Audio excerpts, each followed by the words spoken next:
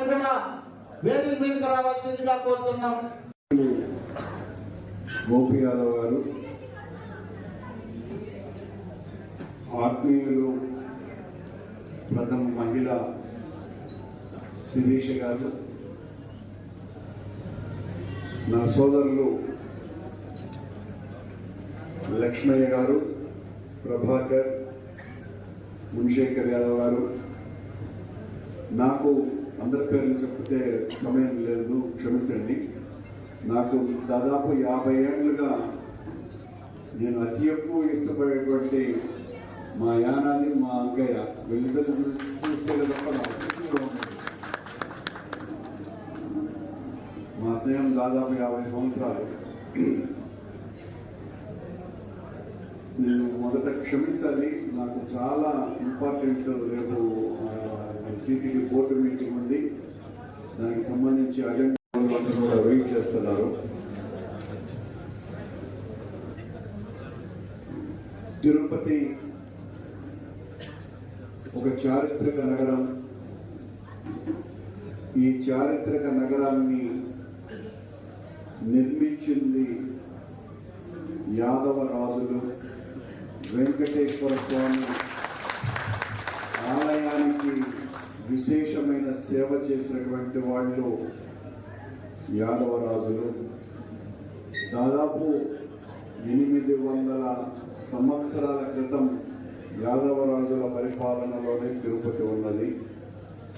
ఆ తర్వాత 800 ఏళ్లకు తిరుపతి నగరానికి ప్రథమ మహిళగా పాలించడానికి మళ్ళీ యాదవ రాణి వస్తుంది.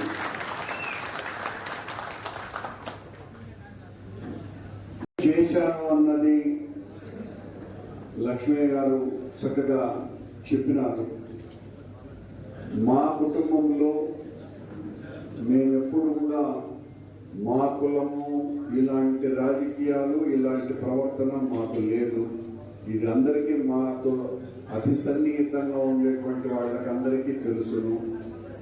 నేను బిఏలో 2nd క్లాస్లో పాస్ అయితే మీ కులానికి నువ్వు వ్యతిరేకమని చెప్పి నాకు సీటు కూడా ఇవ్వాలి అన్నాడు వైస్ ఛాన్సలర్. అలా నేను ఎంఏనే చదవాలా, నాకు ఎంఏ చదివే అవకాశం ఉన్నప్పటికీ కూడా అది మేము కుల వ్యతిరేక పోరాటాలు, అభ్యుదయ పోరాటాలు జరిపి రాజకీయాలు వచ్చినటువంటి వాళ్ళు. నాకు చిన్నతనం నుంచి బీసీలు, నిమ్న కులాలతోనే నేను పెరిగినాం, వాళ్లతోనే నడిచినాం. పేదవాళ్లకు మేలు జరగాలన్న తలంపు తప్ప ఉండదు. నిజానికి ఇంత హడావిడి ఇప్పుడు మీటింగ్ పెట్టింది కూడా రేపు చాలా ముఖ్యమైనటువంటి కింది స్థాయి ఉద్యోగస్తులకు మేలు చేయాలన్నటువంటి తపన నన్ను పరిగెత్తింపజేస్తా ఉంది.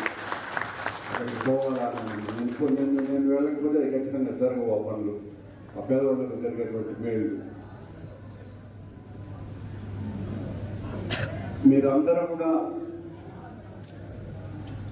మేము మంచి చేసి ఉంటే వ్యక్తిగా నేను అందరికీ మేలు చేయడం అన్నది ఎవ్వరికీ కూడా సాధ్యం కాదు.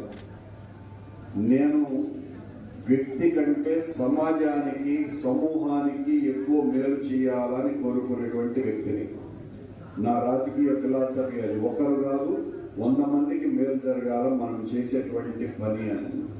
నేను ఇవేమి కూడా ఓట్ల కోసమని చేయాల.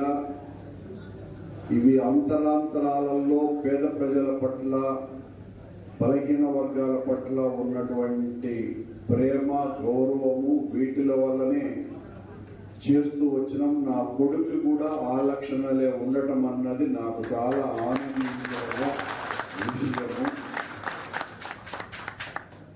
సరే, యాదవులకు 9 మంది నా తమ్ముళ్ళందరూ ఏడున్నారు, నా చెల్లెమ్మలు ఏడున్నారు, కార్పొరేటర్లు, నా అభిమానించేటువంటి వాళ్ళందరూ కూడా ఎంతో, వీళ్ళకి ఎవరితో కూడా కులం కంటే కూడా నిజం చెప్పాలంటే వ్యక్తిగత ప్రేమే అన్నింటికంటే ముఖ్యం. వీళ్ళకి సీటు పెట్టడం కారణం లేదు నిజం చెప్పాలంటే.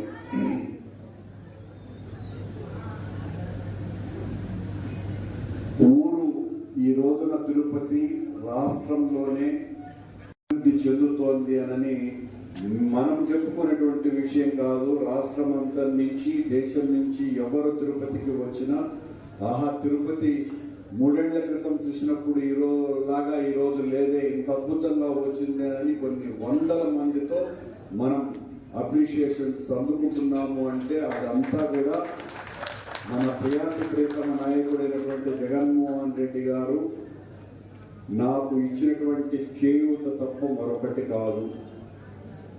వెంకటేశ్వర స్వామి ఆశీస్సులు, రాజశేఖర రెడ్డి గారు నా గురువు గారు, ప్రస్తుత నా నాయకులు జగన్మోహన్ రెడ్డి గారి వీరి దయ వల్లనే ఈ రోజున నేను మళ్ళీ 2వ తిరుపతి దేవస్థాన అధ్యక్షుడిగా బాధ్యతలు స్వీకరించేటువంటి అదృష్టం కలిగింది. ఇది సామాన్యమైనటువంటి విషయం కాదు. ఇప్పటి వరకు ఈ 90 సంవత్సరాలు బోర్డు మెంబర్గా ఉండి 2 సార్లు అధ్యక్షుడైనటువంటి వాడిని నేను ఒక్కడినే. నేను నా పదవిని ఏ రకంగానూ దుర్వినియోగం చేయకుండా ఊరికి మేలు చేయాలా, టీటీడీలో ఉండే వాళ్లకు మేలు చేయాలా, భక్తులకు మేలు చేయాలా అని అనుకున్నాం, చేసినాం. ఈ రోజున అందరూ చూసేటువంటి ఎస్వీబీసీ అనేటువంటి ఛానల్ని నా బుర్రలో పుట్టితే నేను చేసినటువంటి వ్యవహారం మీకు అందరికీ కూడా తెలుసు. ఇవన్నీ కూడా గొప్పగా చెప్పుకోవటం కాదు, అదంతా భగవంతుడు అనుగ్రహం తప్ప మరొకటి కాదు. తొందరలో నాకు పొద్దున్నే మా లక్ష్మయ్య, మా గంగాధర్ యాదవ్, నాకు అత్యంత ఆత్మీయులు అనేటువంటి గంగాధర్ గారు వీళ్ళందరూ కూడా వచ్చినారు. ఊళ్ళో నాకు ఉన్నటువంటి ఆలోచన ఖచ్చితంగా ఒకటి మిగిలిపోయినటువంటి ఆలోచన, శరభయ్య గారు సాధ్యమైనంత తొందరలో 100% శరభయ్య గారి విగ్రహాన్ని ఏర్పాటు చేస్తాము అని మీ అందరికీ హామీగా ప్రమాణం చేసి చెప్తా ఉన్నాను.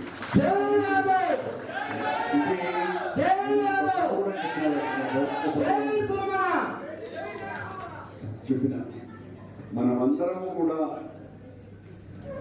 ఊరిని మరింత అభివృద్ధి చేసుకుందాం. ఎవరు ఎన్ని రకాలైన మాటలు మాట్లాడినా ఈ రోజున తిరుపతి ఎవరు ఊహించని స్థాయిలో అభివృద్ధిలోకి వెళ్ళింది. ఒక కొత్త తిరుపతిని మనం తయారు చేసుకున్నాం. 22 మాస్టర్ ప్లాన్ రోడ్లతో దాదాపు 25,000 ఎకరాల స్థలం ఈరోజు ఇళ్ళు కట్టుకోవడానికి అనుకూలంగా ఉన్నది. ఆ ఇరుగ్గా ఉన్నది ఇల్లు. అందుకే కొర్లగుంట రోడ్డు 40 పరిస్థితి లేదు. ఆ పరిస్థితిలో ఉన్నటువంటి రోడ్డును ఈ రోజున దాదాపు 40 అడుగుల రోడ్డుగా దాన్ని విస్తీర్ణం చేసి వెంకటేశ్వర స్వామి ఆలయానికి, ఆనంద నిలయానికి మొట్టమొదటి బంగారు తాపడం, ఇప్పుడు బంగారు దేవాలయం అంటాం కదా, ఆ బంగారు పూత పూసినటువంటి వ్యక్తి వీర నరసింహ యాదవరాయలు. ఆయన పేరు మీదే రోడ్డుకు నామకరణం చేసినాం.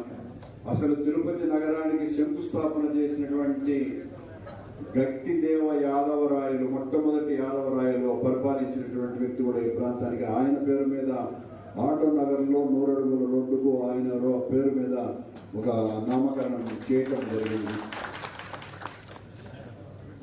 ఇవి కాకుండా ఫ్రీ లెఫ్ట్లు, జగనన్న చేసినటువంటి సంక్షేమాలు 1 కాదు 2 కాదు. అందుకున్నటువంటి వాళ్ళు బీసీ వర్గాల వాళ్లే. జగనన్న సంక్షేమ పథకాలలో 80% పైగా ఆ లబ్ధి పొందినటువంటి వాళ్ళు బీసీ వర్గాల వాళ్ళే అన్న విషయాన్ని గుర్తు చేస్తున్నా.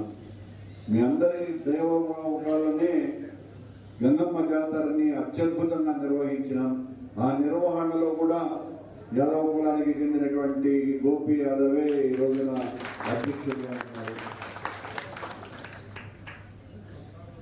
ఇలా 1 కాదు 2 కాదు, కావలసినంత మేళ్ళు, మంచి అభివృద్ధి ఇవన్నీ కూడా చేయగలిగినాం.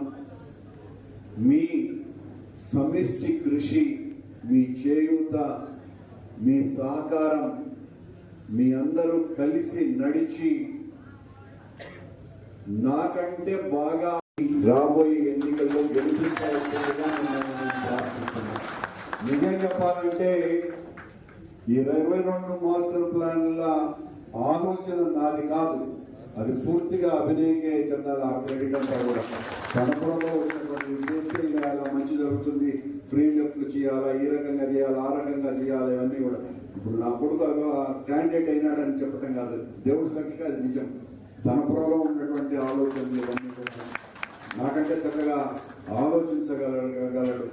నేను ఫైటింగ్తో రాజకీయాలు లేకొచ్చినా మా వాడు ఆలోచనలతో రాజకీయాలు లేకొచ్చినాడు. ఇద్దరికి తేడా ప్రధానమైనటువంటి. మీ అందరికీ నాకు ఇంకా సమయం లేదు సార్, ఎక్కువసేపు మాట్లాడాలని అనిపించినా కూడాను నాకు దయచేసి నేను బయలుదేరుతాను. మిగతా సభ నా తమ్ముళ్ళు చెల్లెళ్ళు అందరూ కూడా ప్రేమతో మీరు